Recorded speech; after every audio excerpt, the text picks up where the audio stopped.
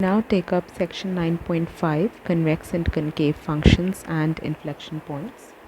Before we get to convex and concave functions and inflection points, we take up how the sign of the first derivative determines whether a function is increasing or decreasing.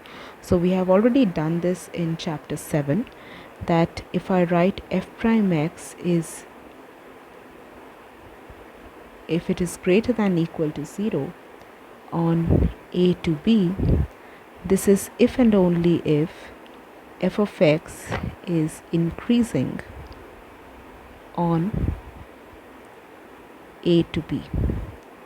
And similarly, I can write f prime x less than equal to 0 on a to b. That is if and only if f of x is decreasing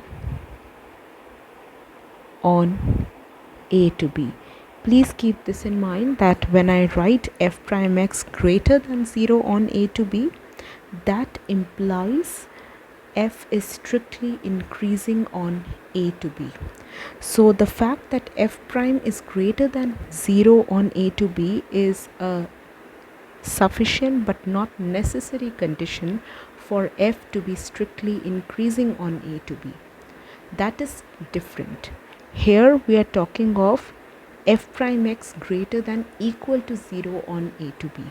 Now that is a necessary as well as sufficient condition for f to be increasing on a to b. So this is something, that difference, that subtle difference, we have already covered in chapter 7. We also know here that if I talk about the second derivative, that is f double prime x, this is nothing but the derivative of f prime x. And if it is the derivative of f prime x, what we have written here, I can write almost the same thing, but I will just change, as in I can replace f prime x by f double prime x, and here I can replace f of x by f prime x. So instead of this we have f double prime x, instead of this we have f prime x, precisely because of the fact that f double prime x is the derivative of f prime x. So that means now I can write f double prime x is greater than equal to 0 on a to b if and only if f prime x is increasing on a to b. And similarly, I can write f double prime x is less than equal to 0 on a to b if and only if f prime x is decreasing on a to b. And when we talk of the slope of the tangent, which is nothing but f prime x, here we are concerned about whether the slope of the tangent, whether that is increasing or whether that is increasing. There we are concerned about whether the function is increasing or decreasing, and here we are concerned about whether the slope of the tangent, that is increasing as x increases, or whether that is decreasing as x increases. So that's what we are concerned about. In fact, if we look at this diagram, if we take a look at figure 9.14, here we see that the slope of the tangent, it actually increases as x increases. That just means f prime x is increasing. And if f prime x is increasing, what does that mean? The derivative of f prime x is greater than equal to 0. So in this particular case, f double prime x is greater than equal to 0. We can see here that as we increase x, the slope of the tangent to the graph, that keeps on increasing, which is f prime x. So f prime x keeps on increasing as x is increasing, and that just means the derivative of f prime x, which is f double prime x, that is greater than equal to 0. On the other hand, if I start with f double prime x greater than equal to 0, that just means that as I increase x, f prime x is increasing. And that's exactly what we see here, that the slope of the tangent that increases as we increase x. And if I take up figure 9.15, here we see that the slope of the tangent to the graph that actually keeps on decreasing as x is increasing. You can see that it keeps on decreasing. The slope of the tangent to the graph that is decreasing as x increases. And that just means here we see that g prime x, that is the slope of the tangent here, that is decreasing. And if g prime x is decreasing, that means the derivative of g prime x is less than equal to 0. And that just means that g double prime x is less than equal to 0. Given all this, we now introduce the definitions of a convex function and a concave function. So here we assume we have a function f, which is f is continuous in the interval I.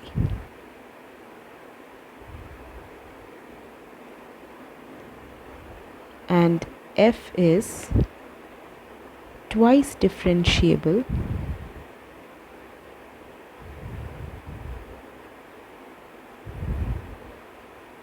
in the interior of I.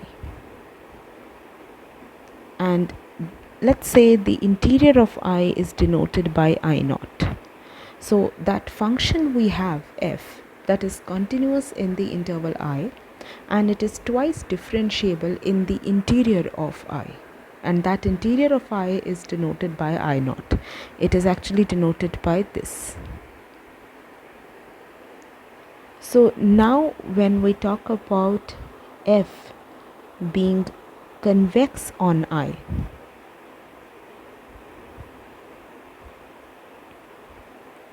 that is if and only if f double prime x is greater than equal to 0 for all x in I naught. And I can now write f is concave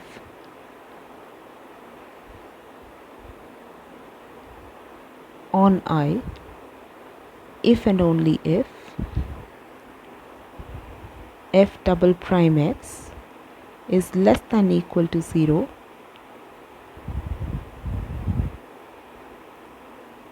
for all x in I naught. The point to note here is that when I talk about a function being convex or a function being concave, we are basically concerned about the shape of the graph of the function. We are basically concerned about how the graph of the function looks like with respect to the x-axis. And when I say that the function is concave on I, think of it this way, that the function is bulging out. It is bulging out of the origin, or it is bulging out of the x-axis. And the opposite is the case with convex. Now when I say that the function is convex on I, that is if and only if f double prime x is greater than equal to 0 for all x in I naught. Why am I concerned about I naught? Because I know that the function is twice differentiable in the interior of the interval, and that interior of the interval is denoted by I naught. And when I say f is concave on I, that is if and only if f double prime x is less than equal to 0 for all x in I naught. Again, precisely because we are taking up a function f which is twice differentiable in the interior of I naught, and that interior of I naught is denoted by in the interior of I, and that interior of I is denoted by I naught. Now, if we want to take a look at the functions, convex and concave functions, we may look at this diagram, this one. Here we can see, and in fact, the fact that a function is concave or convex, that's very important in many economic models that we are going to study later. But before that, we have to understand what kind of shapes are representative of a convex function, what kind of shapes are representative of a concave function. So if we take a look at so let's say these are 4 cases, 1, 2, 3 and 4. In the first case, we see that the function is increasing, and we also see that the slope of the tangent to the graph of this function, that is also increasing, and that we can see in this way. And what that means is, okay, and what that means is that f double prime x is greater than equal to 0 in this case, and therefore the function is convex on I. And we can just take a look at how the shape is. We see that it is not bulging out of the x-axis. If I take up the second case, obviously I see that the function is increasing. As x increases, f of x increases. So f prime x is greater than equal to 0 here.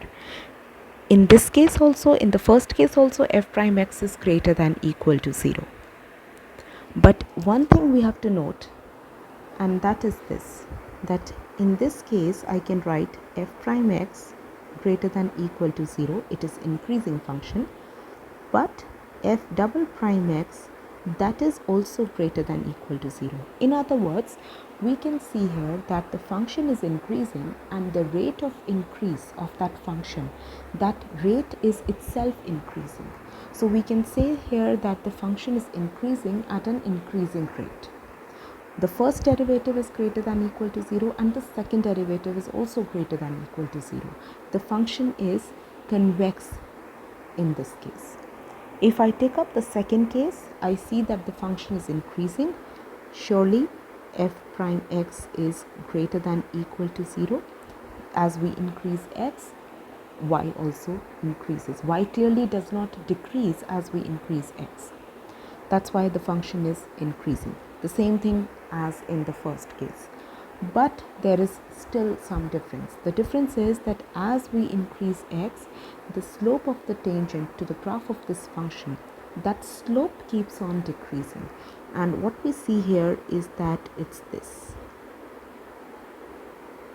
So the slope keeps on decreasing. That just means that f double prime x is less than equal to 0. So what we see here is a concave function. You can see that it is bulging out of the x-axis. It's a concave function. We can say that there's a trick that we can apply, that it looks like a cave. Now, when I talk about an increasing function that is concave, that just means that the function is increasing, but the rate at which it is increasing, that rate itself is decreasing, because the slope of the tangent to the graph of the function is decreasing as x increases. In other words, we can say that the function is increasing, but the rate of increase is decreasing. So we can say that the function is increasing, but at a diminishing rate or at a decreasing rate, precisely because I know that f prime x is greater than equal to 0, but f double prime x is less than equal to 0. Now we take up the third case. here we have a decreasing function, because as x increases, y surely does not increase. Okay, so f prime x is less than equal to 0. It is convex. We can see that the slope of the tangent to the graph of this function, that keeps on increasing, we can see here. So it is actually, we can think of it this way, that it goes like this, and it just goes on. So what we see here is that the slope of the tangent to the graph of the function is increasing. So f double prime x is greater than equal to 0. What we see here is that yes, the function is decreasing, but the rate at which it is decreasing, that rate itself is increasing. So the function is decreasing at an increasing rate. On the other hand, if we take up the fourth diagram, we see that yes, the function is decreasing, and therefore f prime x is less than equal to 0, but the function is concave. Now in this case, the rate at which the function is decreasing is itself decreasing, precisely because f double prime x is less than equal to 0. So again, in this case, we say that the rate of decrease, the function is decreasing, but it is decreasing at a decreasing rate. What we can see here is that the slope of the tangent to the graph of this function keeps on decreasing as we increase x. So these are the important cases that we have to understand to actually get hold of the concept of a convex function and a concave function. Please keep this in mind, that when we talk about a convex function or a concave function, we are considering logical equivalence. So the fact that a function is convex on I, that is a necessary and sufficient condition for f double prime x being greater than equal to 0 for all x in the interior of I. Or in other words, if I say that f double prime x is greater than equal to 0 for all x in the interior of I, which is denoted by I naught, that is again a necessary as well as sufficient condition for the function to be convex on that interval I. Now we take up a question, and the question is that we have to check the convexity or concavity of the following.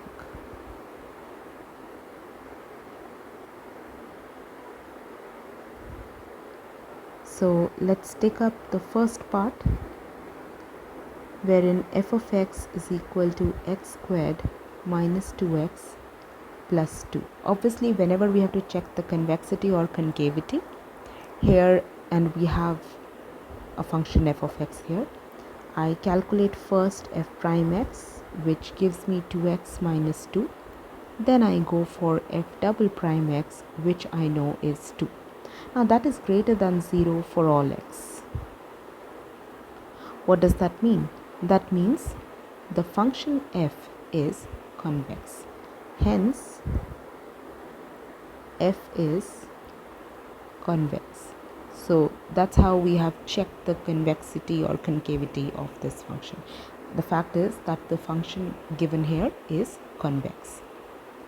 And now let's take up another case. Let's say I have f of x equal to ax squared plus bx plus c. Now in this case, f prime x is equal to 2ax plus b, and that just means f double prime x is equal to 2a. Now let's say a is equal to 0. If a is 0, that means my function is linear. That means I'm actually concerned about a function which is bx plus c. So then f is linear, and we can And whenever we have a linear function, it's both convex and concave. If we have a linear function, it is convex as well as a concave function.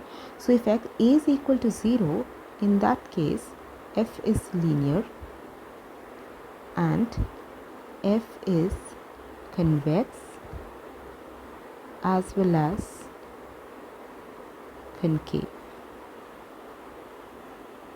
Let's say a is greater than 0.